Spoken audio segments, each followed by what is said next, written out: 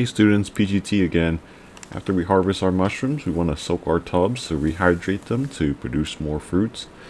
I'll show you how easy it is to do this. When you're working in mycology, you're going to hear the term flush come up a lot. A lot of you might want to ask me, what's a flush?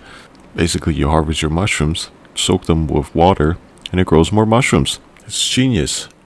It's a magical phenomenon in cultivating mushrooms. We call it a flush. People often refer to their grows as first flush, second flush, third flush.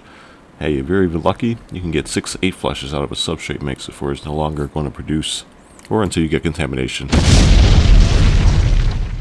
Once contamination shows up, that means that's the end of your grow.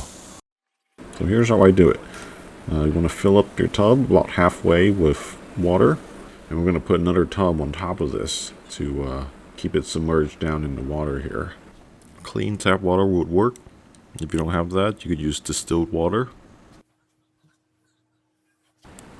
If you don't have another tub, you can always just fill it up to the top and just put a lid on it. If you're using a liner like me, you probably want to pull down the liner on the sides a little bit so that the water can absorb in through the side and rehydrate the entire substrate. I like to leave this overnight usually. Anywhere from 6 to 8 hours is usually the best amount of time to rehydrate your mix. 6.5 hours later. Alright, so after we're done soaking, you want to go ahead and drain it. You don't want to soak this for more than 24 hours. The substrate's going to get very soggy and fragile. It'll break apart really easily. After we drain the water here, we'll go ahead and put the tub back into fruiting conditions. You can expect to see more pins within the next 2 weeks. That's pretty much it. Continue the process for as many flushes as you like. 1 eternity later.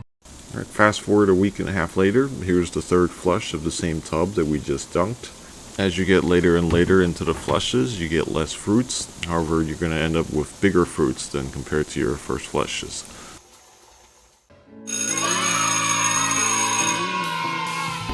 That's the end of today's class. I hope you enjoyed the video. If you guys liked the lesson, please leave a like and subscribe if you haven't already. Got any questions? Feel free to leave them in a comment. I'll see you all in the next class. Peace out.